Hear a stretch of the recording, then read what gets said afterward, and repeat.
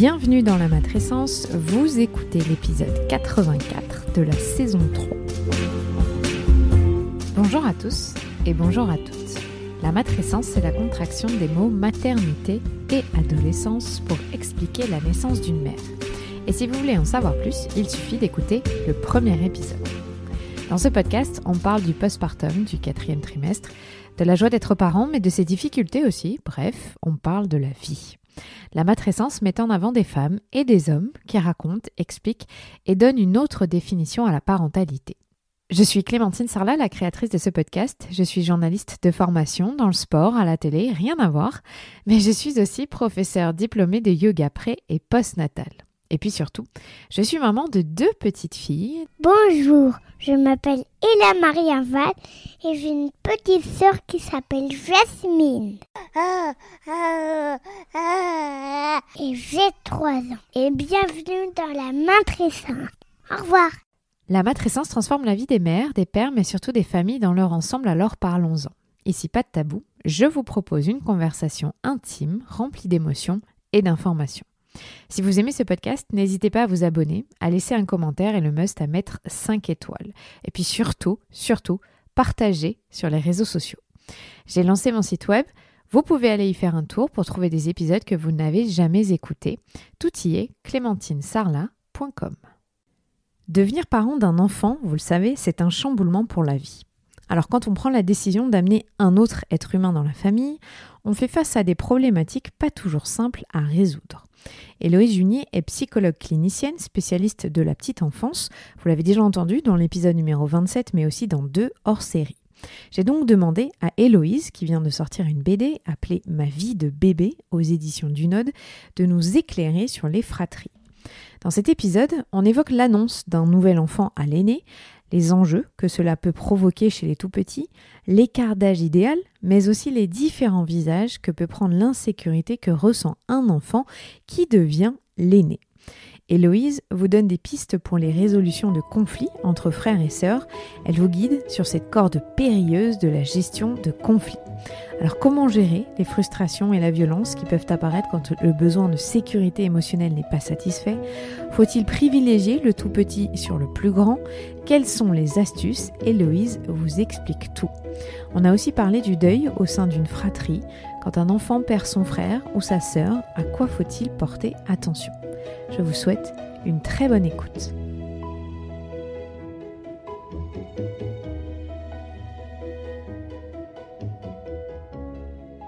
Salut Héloïse. Salut Clémentine. Cette fois on est chez toi. Exactement. On change de lieu chaque épisode. Alors on va parler d'un thème central dans les familles, la fratrie, que ce soit les conflits ou autres d'ailleurs. Et on va commencer par le début. Comment on annonce un nouvel entrant, un nouvel arrivant dans une famille à l'aîné ? Alors c'est vrai que c'est une question qui revient beaucoup et c'est vrai que beaucoup de parents de crèche me la posent régulièrement parce que typiquement quand l'enfant est en grande section de crèche, il a vers 3 ans, un nouveau bébé se prépare et là typiquement ils prennent souvent un rendez-vous chez la psy de crèche pour poser la question de comment on annonce, est-ce qu'on annonce, quand est-ce qu'on annonce et comment on annonce. Donc cette question elle a été souvent abordée et je pense que beaucoup de personnes se la posent du coup. Et en fait déjà l'idée c'est d'annoncer, il faut vraiment en parler aux petits. On évite de garder ça incognito jusqu'à la fin de la grossesse, jusqu'à ce que le ventre passe plus entre les portes. En fait, il faut en parler vraiment presque dès qu'on est au courant. Alors après, on dira oui, mais au début, il y a un risque de fausse couche qui est important. S'il y a une fausse couche, qu'est-ce que après, je vais dire quoi à mon enfant et il va penser qu'il est mort, etc., etc. Ce serait compliqué. Donc souvent, on évite d'en parler à l'enfant et on en parle des fois après le 1er trimestre. Mais le problème, c'est qu'en fait, quand on est enceinte et même quand papa attend un nouveau bébé, notre comportement, il change. Mais il change fondamentalement parlant. Nous, déjà, femmes, pour l'avoir vécu, on est moins patiente, on va être des fois peut-être moins souriante, on va avoir des nausées, on va avoir des problématiques de santé. On est fatigué. On est fatigué, on se couche à 20h alors qu'avant on se couchait à minuit. Donc l'enfant sent bien que notre comportement a changé. Et donc du moment qu'il sent qu'il y a un comportement qui a changé, il y a des signaux qui lui parviennent. Il faut bien que ces signaux soient congruents avec le reste des informations. Donc si jamais on lui cache, on lui dit non, c'est juste qu'en ce moment je suis un petit peu fatiguée, c'est souvent ce qu'on répond spontanément, ça suffit pas, parce qu'il sent bien qu'il y a quelque chose qui est différent. Parce qu'avant, quand on lui disait la même chose, je suis un peu fatiguée, on se couchait pas à 20h, quoi. On se couchait quand même à minuit. Et donc en fait, il faut vraiment, je pense, prendre en considération les signaux qu'on envoie à l'enfant, les signaux non verbaux, je sais pas, la posture, la gestuelle, l'expression faciale, qu'est-ce qu'on va renvoyer comme information, la fatigabilité, les symptômes, les inquiétudes aussi qu'on peut avoir, et tout ce qu'on va dire à l'enfant verbalement. Et par expérience, pas la recherche qui dit ça, mais par expérience, je sens bien que quand nos messages verbaux sont corrélés ou en harmonie avec ce qu'on montre physiquement à l'enfant, ça se passe quand même mieux pour le petit. Donc du coup, c'est d'en parler, et pas en parler après le premier trimestre, mais en parler en fait dès qu'on est un peu au courant et dès qu'on sent que ça va un peu s'installer. Et après, c'est comment parler, c'est ta question, parce que du coup, je n'ai même pas répondu à ta question en fait. Non, mais oui, on choisit, on fait pas des grandes annonces, on fait des trucs simples. Ouais, on fait des trucs simples, ouais. Et après, il y en a, c'est qu'est-ce qu'on dit en fait. Après, il y en a qui disent, est-ce qu'on parle de bébé, est-ce qu'on parle de cellules, parce que t'es plus qu'une cellule. Bon, je pense que le mieux en fait, c'est de parler de bébé, parce que même si jamais il y a une fausse couche, le parent va faire ça comme une paire de bébés et pas comme une paire de cellules. Enfin, ça aura une importance importante, symbolique dans le couple. Donc le mieux, je pense que c'est d'en parler à l'enfant comme on en parlerait à son mec, ou comme on en parlerait à un ami. Donc vraiment, c'est un bébé qu'on porte dans le ventre. Pour l'instant, il est tout petit. On va voir comment il va grandir, mais tu vas nous accompagner. C'est une aventure qu'on vit tous les trois, et ça va être vraiment chouette et en même temps difficile. Et puis voilà, tout simplement, je pense. Alors, est-ce que l'arrivée d'une nouvelle personne dans une fratrie, ça perturbe forcément ? Ou est-ce qu'il y a des enfants qui accueillent ça de manière tout à fait naturelle et c'est d'une logique implacable pour eux ? C'est vraiment genre les enfants Disney, quoi, dans les livres, ou dans les films, où ils sont tous contents d'avoir un petit frère et une petite sœur. Alors, je pense qu'au vu du raz-de-marée qu'une naissance fait émerger dans une cellule familiale, ça provoque forcément des difficultés. Et enfin, c'est vrai que souvent, les difficultés, elles arrivent pendant la grossesse. Enfin, le plus grand réagit pendant la grossesse, où il commence à... Il y en a qui sont en colère contre le ventre, il y en a qui commencent à moins bien dormir, à faire pipi au lit, à être moins bon à l'école. Enfin, il y a quelque chose qui se joue au niveau de la grossesse. Des fois, ça se joue à la naissance, et des fois, quand ça se joue pas à la naissance, pas pendant la grossesse, ou pas pendant les 3 premiers mois, le parent se dit « Ah, chouette, moi, c'est passé comme une lettre à la poste ». Le grand, il a rien dit. Enfant Disney, quoi, enfant idéal. Et généralement, là, ça se corse au moment où l'enfant commence à se déplacer vers 9-10 mois. Et quand le tout petit bébé commence à faire tomber la tour de la grande, ou à abîmer les jouets du grand. Enfin, c'est à un moment donné où en fait, l'enfant commence à être envahissant physiquement, que ça se commence vraiment à se corser. Mais ce que j'ai remarqué dans toutes les familles, en tout cas, que j'ai pu accompagner, dans tous les cas, à un moment, ça se corse. Vraiment, c'est soit avant, soit pendant les premiers mois, soit après, quand l'enfant commence à devenir envahissant. Et donc vraiment, je pense que vu le raz-de-marée, c'est forcément la cellule familiale est impactée, le manque de sommeil fait qu'on est moins disponible aussi, nous parents. Donc voilà, je pense que tous les enfants sont plus ou moins touchés avec des degrés divers, hein, ça c'est clair. Ah mince, moi qui croyais qu'on pouvait tous avoir une famille Disney, c'est pas possible. Si seulement. C'est plus complexe. Oui, c'est ça. Est-ce qu'il y a une différence si dans la fratrie l'aîné a 18 mois ou 4 ans quand il accueille un deuxième enfant, si on parle du deuxième cas? Ah oui, alors là, la littérature scientifique sur le coup, on a pas mal étudié la question. Et en fait, ce qu'on a pu remarquer, c'est qu'il y avait plus de jalousie quand l'écart d'âge était entre 2 et 4 ans. Pas de chance, c'est ta fille et ma fille. 3 ans, ok. Oui, entre 2 et 4 ans, 3 ans, ça inclut. Il y avait moins de jalousie quand l'aîné a 6 ans. 6 ans et plus. Mais par contre... en dessous de 2 ans. T'as raison, en dessous de 2 ans. Ben non, enfin, ça va être encore pire. En fait, dans le sens où... Donc, il faut au-dessus de 2 ans, quoi. En fait, il faudrait au-dessus de... Entre 2 et 4, c'est pas bon. Au-dessus de 4, c'est bien. Ouais, disons. Et au-dessus de 6, c'est mieux, en fait. Ah oui, ok. Mais aux 6 ans, enfin, faut... Après, il y a moins d'intérêt commun, ils grandissent pas forcément toujours en parallèle. Mais par contre, au niveau de la fréquence des conflits, on voit qu'il n'y a pas de différence selon les... Enfin, là, on parle de jalousie, là, mais en termes de fréquence de conflit, il n'y a pas plus de conflits entre un enfant avec un écart d'âge de 3 ans qu'avec un écart d'âge de 6 ans, apparemment. Donc c'est encore différent de la jalousie. Et alors, pour des petits, quand il y a des grossesses rapprochées, hein, il y en a qui ont 12 mois d'écart, 18 mois, là, c'est quoi qui se joue? C'est différent encore? Mais en fait, là, je pense que c'est très compliqué pour la famille, pour les parents déjà. Enfin, déjà, le tout petit, lui, qui est encore hyper tout petit quand son grand frère, quand son petit frère ou sa petite sœur naît, il a des besoins d'exclusivité qui sont énormes dus à son jeune âge et à son immaturité cérébrale. Donc, du coup, c'est vrai qu'un petit chou de 18 mois, même de 2 ans, ça reste un tout petit être humain qui a un besoin d'attention énorme et qui n'a pas la capacité, en fait, ni de patienter, ni de relativiser, comme le ferait un plus grand. Donc, effectivement, ça se complique. Ça se complique les premiers temps. Mais après, généralement, alors après, après ça dépend vraiment des familles et des parcours de vie, mais on estime que ça se tasse un peu quand ils commencent à avoir 5, 6 ans, 7 ans, qu'ils relativisent, qu'ils arrivent un petit peu à prendre l'autocontrôle. Mais dans les premiers temps de la vie, c'est galère pour les familles et pour les tout petits. Oui, donc là, tu parles de 5-6 ans. C'est long, quand même. Bah ouais, mais c'est l'âge où leur cerveau commence un petit peu à maturer. C'est vrai, on les aime, mais ils sont immatures quand même. Je devrais le savoir maintenant. Alors, qu'est-ce qu'on peut mettre en place pendant la grossesse pour amorcer l'arrivée du bébé ? Alors, je pense que déjà, ce qui est important, c'est vraiment d'inclure au maximum le plus grand ou la plus grande qui est déjà présent. C'est vraiment de ne pas l'isoler, de ne pas lui cacher, ce qu'on disait tout à l'heure, de pas laisser ça secret pour nous. C'est pas un projet de parents, un petit frère, une petite sœur, c'est un projet de famille en fait. Donc lui, il fait partie de la famille, donc tout le monde est inclus. Tu vois, tu trouves les parallèles bizarres, mais c'est comme quand on adopte un chien, tu vois. C'est un projet de famille, en fait, c'est pas un projet de couple. Donc, du coup, c'est bien que tout le monde participe au projet. Et c'est pareil pour un petit frère et une petite sœur. Donc, du coup, on peut mettre en place, ils peuvent, alors pas forcément venir aux échos, parce que des fois, il y a des mauvaises nouvelles, et du coup, les échographes, ils en ont marre. Ils aiment pas ça. Ils aiment pas ça, donc ils gardent les grands frères et grandes sœurs chez eux. Mais ça peut être préparer la chambre de l'enfant, ça peut être choisir les vêtements, ça peut être aussi ce que beaucoup de parents me disaient qu'ils faisaient, et c'était intéressant, c'est demander au grand frère ou à la grande sœur de choisir un doudou qui pourra offrir à la naissance, un peu comme une transition ou des dessins qu'ils pourraient faire, juste pour vraiment missionner et rendre plus proactif en fait le grand frère et la grande sœur. Faut pas qu'ils subissent le projet, c'est son projet. Bon, on subit, c'est clair qu'il est subi, hein, à choisir, il choisirait peut-être pas un petit frère, une petite sœur, mais n'empêche qu'il faut quand même les rendre proactifs, faut pas qu'ils le subissent trop non plus. C'est marrant ce que tu dis, il y a pas longtemps, ma grande, elle m'a dit mais moi, maman, je voulais pas de petite sœur, c'est pas moi qui ai choisi. Bah oui, mais elle a tellement raison. Je lui dis, mais c'est vrai, t'as raison, mais c'est papa et maman qui ont choisi pour toi. Mais... C'est vrai, bah ouais, c'est vrai. Et à côté de ça, elle était contente que sa sœur soit là. C'est marrant cette ambivalence, tu sais, qu'ils ont. Ouais, ils aiment l'être humain qu'elle a, mais quand même, ils auraient pas choisi s'ils avaient pu choisir. C'est un grand paradoxe, en fait. Mais de toute façon, la relation de fratrie, c'est une ambivalence toute la vie, en fait. Oui, ça commence maintenant, quoi. Alors, c'est un grand thème. Mais qu'est-ce qu'on fait quand il y a de la jalousie qui s'exprime ? Comment on accueille et comment est-ce qu'elle s'exprime cette jalousie ? Parce que c'est pas forcément l'image qu'on a de l'agression du grand vers le petit, quoi. C'est encore plus simple parce que c'est tellement clair que là tu peux travailler dessus, quoi. Alors déjà la première question c'était quoi ? Excuse-moi parce que du coup t'as fait 2 questions en une, là tu m'as vraiment paumé, quoi. Qu'est-ce qu'on fait quand il y a de la jalousie ? Alors ça va jouer en termes de... Alors c'est vrai, je me dis sur une question que tu vas poser peut-être plus tard, mais sur la résolution de conflits. Mais en fait la jalousie, déjà faut savoir qu'elle est naturelle dans toute fratrie. Cette compétition, elle fait partie de toute relation humaine à la base, et encore plus quand il y a une cohabitation. C'est-à-dire qu'une relation sociale où il y a une cohabitation, genre dans une même maison, ça crée forcément de la compétition, ça crée forcément de la coopération quelque part. Donc ça fait partie vraiment de la vie de la fratrie. Et je pense que déjà, peut-être pour le parent, c'est peut-être juste de renoncer à avoir une fratrie qui s'entend tout le temps. Tu vois ce que je veux dire ?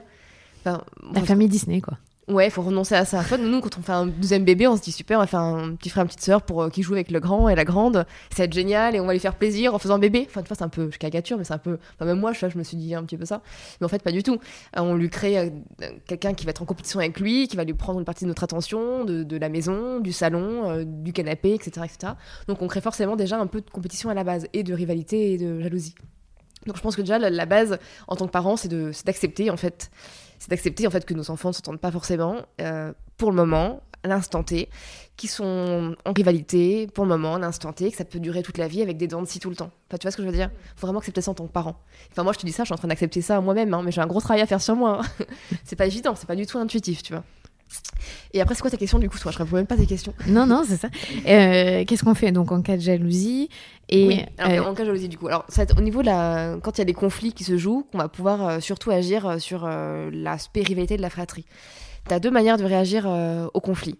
Imaginons, je sais pas, t'as la plus grande qui veut pas que le plus petit joue l'endroit où elle joue.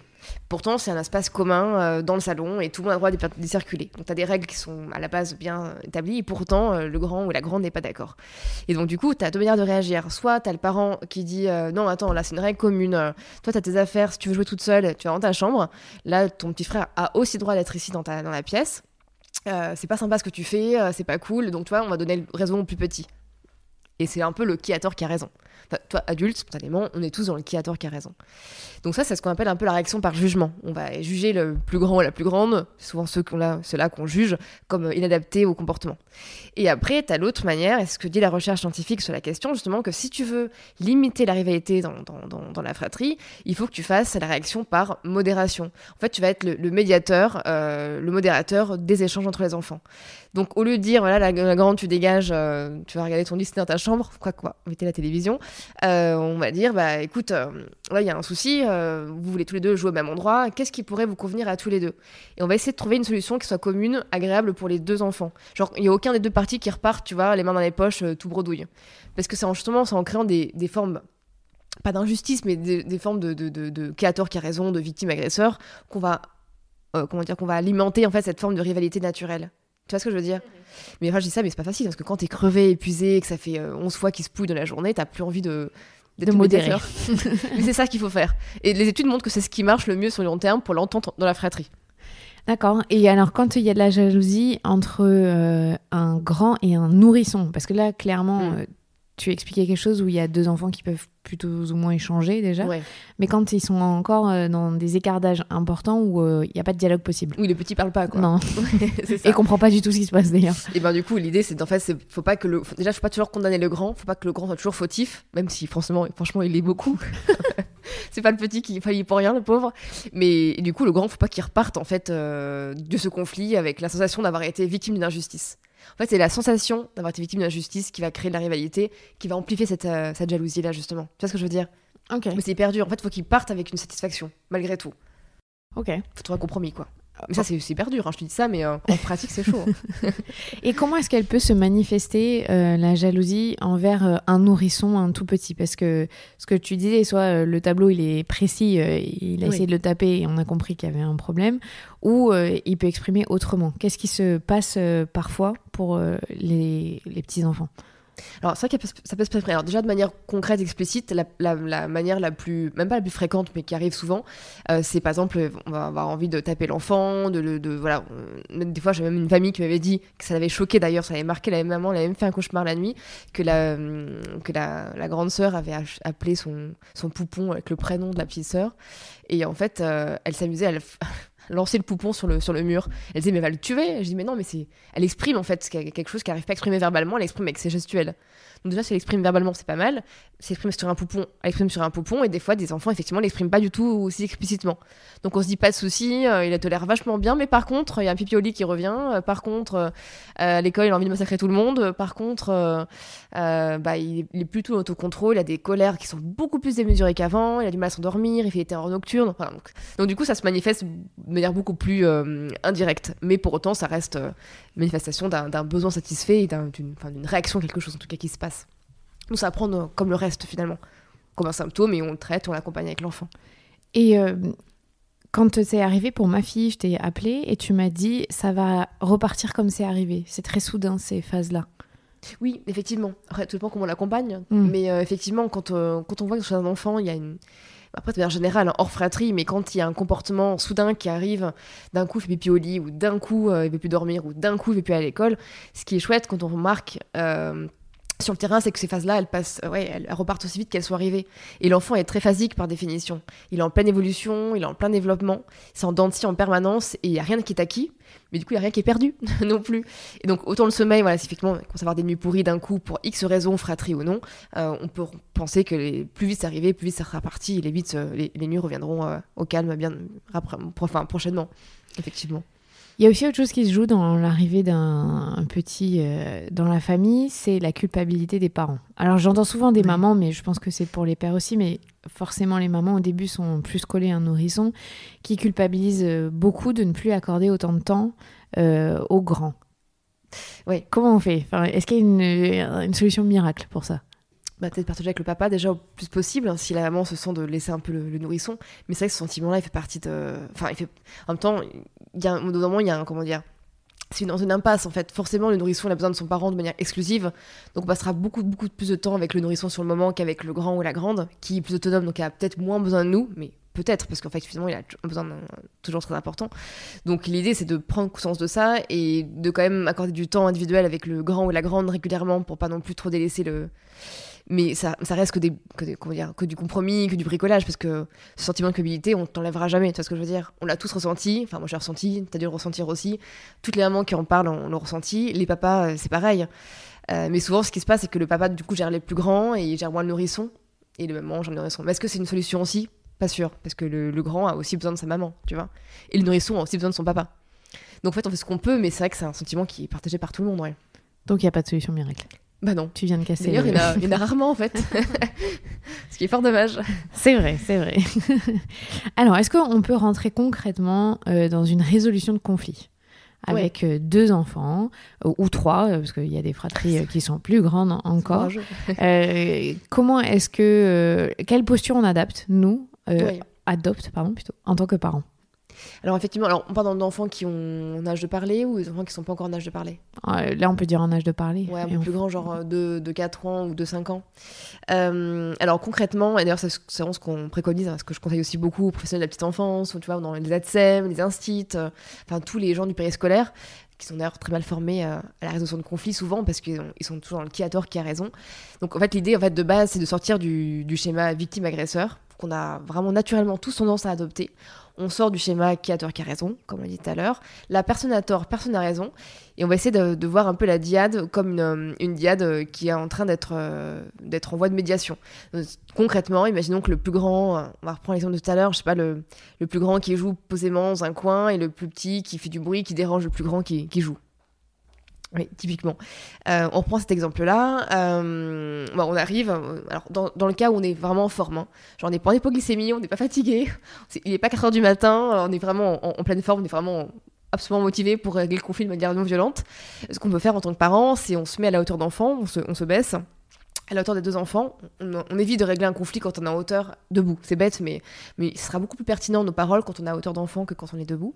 Donc on se met à genoux au temps d'enfant, et en fait on va essayer déjà, c'est ce que je fais en tant que maman, et c'est ce que je conseille beaucoup, c'est de toucher les enfants en même temps. Tu vois, tu prends tes 2 enfants et tu leur touches la main. Enfin, il faut qu'il y ait un contact physique peau à peau entre toi et 2 enfants simultanément.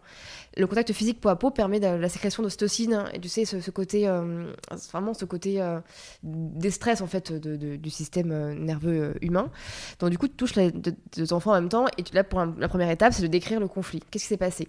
Voilà, là, tu t'es mis à crier parce que en fait, ton petit frère est arrivé et tu t'es senti sans doute peut-être menacé, t'as peut-être cru qu'elle allait détruire ta tour, tu tiens beaucoup à ta tour. Donc on décrit le conflit sans vraiment de jugement, mais on peut aussi interpréter.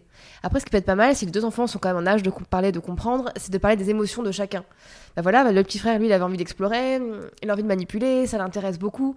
Toi, tu t'es senti peut-être menacé, t'as été en colère, tu dois être triste. On essaie de comprendre ce qui se passe dans la tête de l'un et de l'autre pour que les émotions de l'un paraissent plus claires pour le cerveau de l'autre. Et inversement.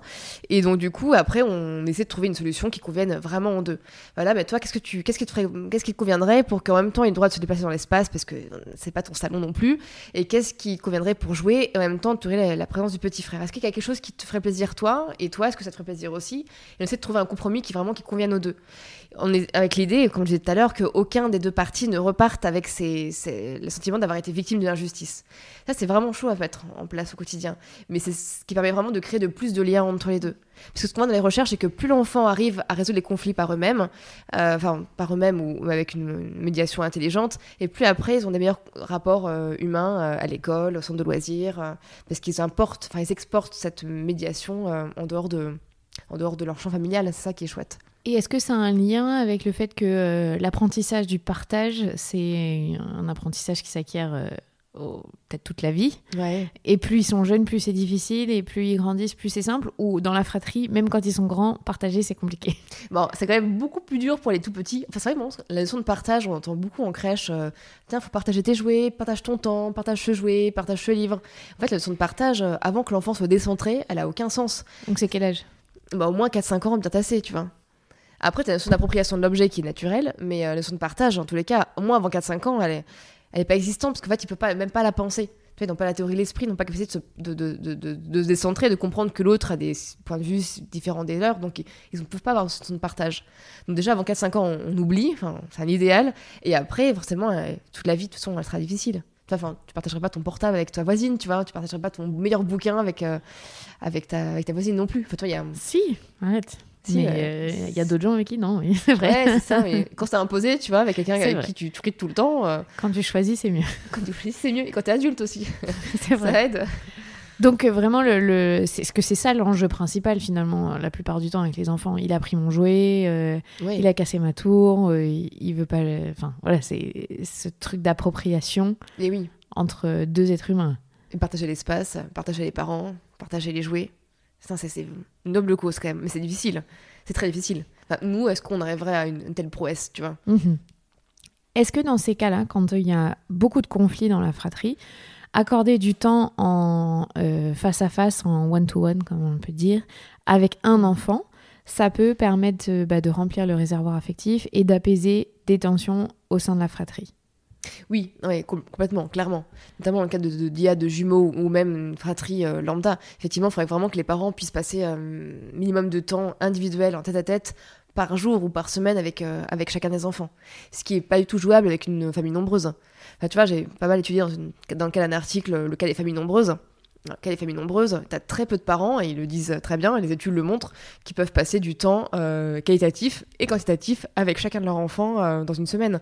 Ce qui peut créer une forme enfin, les enfants, ils ont d'autres enfants, tu veux dire, ils ont d'autres frères et sœurs, ça apporte aussi quelque chose, mais ça peut provoquer aussi des réactions de la part de la fratrie, une forme de délaissement de la part des parents. D'ailleurs, c'est marrant parce qu'une étude récente montrait justement que quand un nouvel enfant naît, dès qu'un nouvel enfant naît, le parent perd 3% de temps, d'énergie, d'investissement pour chaque enfant. Bon, 3%, ça laisse une marge pour faire beaucoup d'enfants. Ça me paraissait pas beaucoup, mais bon, moi, sur le terrain, je me dirais plus, tu vois. Mais, plus 10%, non? Ouais, facile 30, ouais. Bon, 3% en tout cas. Donc, à chaque fratrie, en fait, en gros, t'as un pourcentage de moins de temps passé avec ton enfant, quoi. Est-ce qu'il y a un schéma familial idéal pour avoir des relations de famille apaisées? Alors déjà, je pense une entente conjugale au top. Parce que tu vois, c'est pareil, les études montrent que la relation de fratrie, plus il y a une entente conjugale au top, et meilleure est la relation au sein des frères et sœurs. Peut-être qu'il n'y a pas de lien, tu vois, mais en fait, si, parce que tu as une mode de relation entre parents. Si les parents se pouillent tout le temps face à leur enfant, forcément, ça va créer de l'agitation, la nervosité, et un mode de communication qu'ils vont apprendre et qu'ils vont après réexporter dans la fratrie. Donc, du coup, déjà, les études montrent bien qu'une entente familiale conjugale au top, ça marche mieux pour les enfants. Bon, sachant que personne n'est au top, hein, on est d'accord, mais le moins de conflits possible. Et quand on résout les conflits en face avec l'enfant, ce qui est intéressant, c'est de montrer comment on résout le conflit, nous, adultes. Nous, on tape pas sur la tête de l'autre, hein, on va parler, on va pas non plus s'insulter, on va communiquer, et on encourage les enfants à faire de même avec leurs frères et sœurs. Parce qu'ils apprennent finalement la communication avec nous, modèles sociaux adultes, nos modèles parentaux. Donc déjà, une bonne entente conjugale. Et après, ça dépend aussi du tempérament des enfants. Ça, là, c'est la roulette russe, tu vois, on choisit pas. C'est un enfant à la base qui naît avec un tempérament hyper explosif, hyper réactif à la stimulation, avec un amygdale cérébral très réactif. C'est avec l'enfant qui va exploser plus facilement qu'un autre enfant, et du coup, il sera peut-être moins tolérant à la frustration si le petit arrive pour détruire sa tour, par exemple. Là, tu choisis pas, tu vois. Non. Mais donc il n'y a pas, 3 enfants c'est top, un enfant, parce que je crois qu'il y a beaucoup de pression, notamment pour avoir 2 enfants, oui. dans la société française en général, et je pense que c'est aussi lié au fait qu'on a besoin de renouveler les générations, donc il faut faire 2 enfants, mais il n'y a pas d'études qui démontrent que un enfant c'est toujours mieux que 2 ou 3, ou 2 enfants c'est mieux que 3, tu vois. Ah oui, alors pas forcément sur le schéma familial. Par contre, ce qu'on voit, c'est que pour les familles nombreuses, c'est quand même un double tranchant, par exemple. Tu vois, au-delà de 5 ou 6 enfants, t'as moins d'accès au diplôme pour les enfants, t'as moins de temps par enfant, t'as moins le QI qui est moins élevé par enfant, parce que forcément t'as moins de temps de parents par enfant. Donc on sait que quand il y a trop d'enfants, c'est pas le top, ça dépend de la famille, ça dépend du facteur notamment économique de la famille, tu vois, si on a les moyens ou pas. Après, entre 2 et 3 enfants, il n'y a pas vraiment j'ai pas vu vraiment de grande différence, en tout cas en termes de de vie qualitative. Par contre, c'est vrai que les recherches montrent que quand tu as une diade de 2 filles, qu'elle est plus dans la communication. Quand tu as 2 garçons, elle est moins dans la communication. Et que quand c'est une diade mixte fille-garçon, c'est un peu plus de la communication qu'une diade garçon, mais un peu moins de la communication qu'une diade fille, du coup. D'accord. Parce que les filles sont quand même plus facilement dans l'appétence pour la communication et le côté verbalisation. Parce que aussi la société les encourage un peu. Alors, c'est un côté inné acquis, ça c'est le grand débat. Mais les nouvelles données en neurobiologie vont vers un côté quand même pas mal inné pour la communication. L'association, la communication, complètement. Et pour les garçons, pour la rotation mentale. Je veux dire, on s'en fout, mais ça peut servir aussi. D'accord. Dès l'âge de 6 mois, ça se manifeste, ouais. Est-ce que y a une place dans la fratrie qui est plus ou moins idéale? Je te dis ça parce que souvent on dit l'enfant du milieu, c'est problématique dans une fratrie de 3 par exemple. Il y a une recherche scientifique là-dessus ou c'est une croyance générale? Alors c'est marrant parce que justement il y avait une recherche que j'avais vue, mais alors elle me paraît anecdotique, mais elle est intéressante en tant que telle. Elle étudie en fait le devenir des enfants, le devenir professionnel des enfants en fonction de leur rang dans la fratrie. Parce que ça, c'est vraiment étudié. Le rang de la fratrie, c'est étudié, effectivement. Et cette recherche-là montrait que quand on était en tête de fratrie, on était l'aîné, on avait plus de compétences de management, de leadership, parce qu'on passait notre temps à manager les plus petits. Quand on était au milieu, on avait plus un peu des compétences de modérateur, parce que du coup, on passait notre temps à modérer au-dessus, en dessous, et on était un peu plus autonome et d'autonomie. Et les plus petits étaient plus suiveurs et créatifs que les 2 autres. Ça, c'est drôle, hein. Enfin, ça m'avait marqué, donc parce que je m'en suis rappelée. Je pense qu'il n'y a pas d'idéal en termes de rang de fratrie, mais ça dépend vraiment aussi comment le parent lui-même porte le projet et à quel rang de fratrie le parent l'était lui-même quand il était petit. Tu vois, par exemple, je connais une maman qui elle était cadette d'une fratrie. Enfin, moi, j'ai bien vécu. Elle avait très mal vécu parce qu'elle se sentait toujours sous le joug de ses grands frères et grandes sœurs. Elle avait 4 grands frères et grandes sœurs au-dessus d'elle. Donc, c'est une sacrée famille. Et du coup, elle passait son temps à surprotéger le petit dans la famille parce qu'elle disait, mais là, dès qu'il y avait le grand, son grand à elle, hein, qui a attaqué, entre guillemets, son petit, elle le victimisait beaucoup plus que le faisait son conjoint. Et du coup, elle a tendance à le prendre comme un petit, tu vois, comme un petit enfant... revu ce qu'elle avait vécu quand elle était maman, finalement. Il y a un effet miroir qui se joue. Bah ouais, un effet miroir qui se joue, parce que tu portes quand même une symbolique. On n'est pas neutre, tu vois, on est avec une expérience de la fratrie, ou pas, et en l'occurrence, on n'est pas neutre quand on arrive, en tout cas, dans la gestion de notre propre fratrie, en tout cas, nos propres enfants. Qu'est-ce qui fait que dans certaines familles, il y a des fratries qui s'entendent super bien et qui font un peu cette image Disney? J'en connais personnellement des fratries comme ça que je trouve vraiment en interne incroyable. Ouais, vraiment. Et d'ailleurs, c'est des familles, ils sont 4. Et d'autres où, ma sœur et moi, on a fait que se taper dessus ou se voler nos vêtements et être en conflit toute notre enfance et notre adolescence. Et aujourd'hui, ça va mieux? Ça va très bien aujourd'hui. Tu vois, aujourd'hui, ça va mieux. Enfin, oui. C'est intéressant de voir ça, tu vois. Ouais. Mais qu'est-ce qui fait que pour certains, c'est easy et pour d'autres, ça l'est moins? Alors là, comme on disait un peu tout à l'heure, c'est déjà l'entente conjugale. Vraiment, si t'as 2 parents qui s'entendent pas très bien, qui créent de la nervosité, de la tension au quotidien, qui ont des temps de voix qui parlent fort, tu vois, quand ils sont énervés en présence de l'enfant, ça crée, là, les études le montrent très bien, ça crée plus de conflits dans la fratrie. Ça, c'est un premier point. T'as l'autre point de tempérament aussi, on a vu ça, on décide pas de chaque enfant. Et il y a aussi et là, un point qui ressort aussi beaucoup dans la recherche, c'est l'égalité de traitement. Quand les parents sont dans une égalité de traitement envers tous les enfants, ça améliore nettement plus les relations au sein de la fratrie. Et tu vois, c'est pas facile à atteindre cette égalité de traitement parce que tu as toujours tendance à victimiser peut-être un ou à penser que l'autre exagère. Et donc, tu as souvent un enfant qui peut être mis de côté dans une fratrie. Et plus la fratrie est grande, plus il peut être mis de côté. Tu vois ce que je veux dire? Donc, du coup, c'est vraiment arriver à toujours, avec la modération de conflits, etc., il faut toujours arriver à avoir... accorder un sentiment de justice pour chaque membre de la fratrie. C'est vraiment les ingrédients qui permettent le plus d'avoir une fratrie qui s'entend le mieux. Mais après, ça restera quand même ambivalent toute la vie, c'est toujours compliqué. Je pense que personne n'a vécu une fratrie idyllique comme on pourrait en rêver, tu vois, personne. Et je pense que quand tu grattes dans les familles, tu trouves des choses forcément, parce que c'est trop complexe et ambivalent pour que ça puisse exister. Tu vois, une famille Disney, une fratrie Disney, ça n'existe pas, quoi. Non, mais tu sais qu'en pensant à l'exemple de la famille que je connais, qui sont des Belges, c'est des gens que j'adore, ils jouent beaucoup. Même adultes aujourd'hui, ils jouent beaucoup entre eux. Est-ce que ça aussi, le jeu, ça Oui. permet de réduire les conflits ou en tout cas de les régler? Oui, complètement. C'est vrai que les jeux de coopération, comme en maternelle, on va encourager, ou comme en crèche, on encourage aussi, on va limiter les jeux de compétition entre les enfants. Genre, tu vois, typiquement, le qui va gagner, qui va perdre, là, genre, qui a tort, qui a raison, on annule aussi. On va essayer de faire des jeux de coopération, vraiment, genre le verger, c'est le petit jeu du verger, tous les jeux de coopération de base qu'on peut avoir. Et plus on fait de jeux de coopération, on va être genre une équipe enfant, une équipe parent. Ça peut vraiment créer un phénomène un peu endogroupe chez les enfants, avec un phénomène d'appropriation de l'identité du groupe et puis du coup de meilleure entente dans la fratrie. Effectivement, ça peut être pas mal de faire ça, oui. D'accord. Donc on peut aussi se dire, quand nos enfants ils n'arrivent plus à jouer ensemble, on arrête les jeux qu'on fait, on va se tourner vers des jeux justement dits de coopération. Ouais, complètement. Okay. Et d'ailleurs, les jeux de coopération à l'extérieur sont encore mieux que les jeux de coopération à l'intérieur, parce qu'à l'extérieur, t'as plus de coopération naturellement. Les enfants sont moins relous parce qu'il fait beau, parce qu'ils sont à l'extérieur, il y a de l'air, et ils peuvent bouger selon leurs envies. Donc du coup, ils sont plus cool au niveau du tempérament et du comportement, et donc du coup, les jeux de coopération ont un meilleur effet, en tout cas, sur l'entente. Donc effectivement, c'est une bonne idée, ouais, de tout arrêter, de faire une coopération entre les enfants, ouais. Et alors, dans un conflit, est-ce qu'il vaut mieux faire ça à froid, quand tout le monde est redescendu, ou est-ce qu'on essaye de faire tout de suite de la médiation à un moment où tout le monde est encore tendu? Bah non, ça marche pas, ouais. En fait, les enfants sont beaucoup moins à l'écoute quand leur cerveau est sous cortisol. Enfin, typiquement, ouais. Alors, soit ils sont vraiment pas trop montés encore, soit s'ils sont montés, ils sont déjà tapés dessus, il y en a déjà un qui a mal et qui souffre et l'autre qui hurle. On évite d'interagir à ce moment-là, de toute façon, ça n'aura aucun impact. On attend que ça redescende un petit peu et on intervient quand ça a redescendu. Après, il y a aussi l'idée de laisser des fois les enfants réguler eux-mêmes leurs interactions. Et peut-être que des fois, en tant que parent, on a peur que ça se passe mal, on a peur que l'un frappe l'autre, ou alors que l'autre frappe l'un, et donc du coup, on va avoir tendance à réagir des fois un peu vite. Genre avant même, en fait, une fois qu'ils aient levé la main, on a déjà vu le scénario à l'américaine où ils se tapent dessus, ils font aux urgences, etc.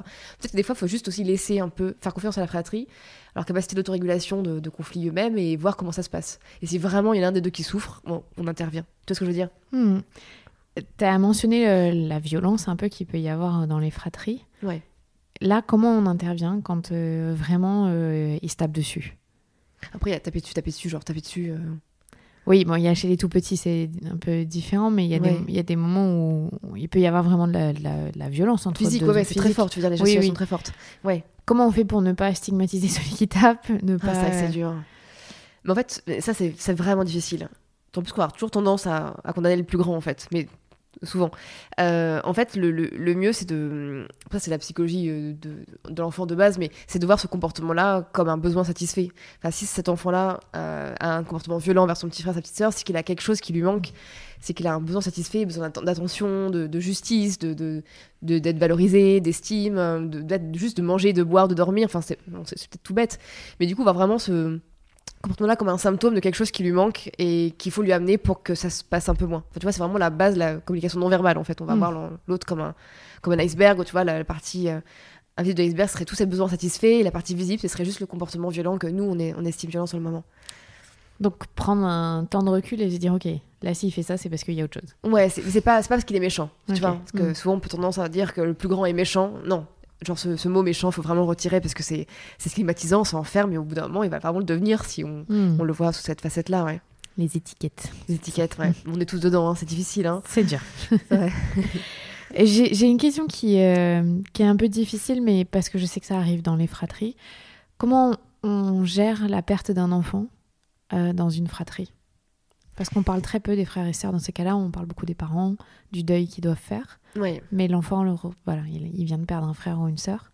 Alors c'est vrai que c'est une question qui est très difficile et en même temps qui reste fréquente parce que quand on perd un enfant, cette douleur horrible, t'imagines, enfin c'est la pire douleur qu'on peut ressentir. D'ailleurs, ce que les parents endeuillés disent, que c'est vraiment la douleur la pire qu'ils peuvent ressentir dans une vie.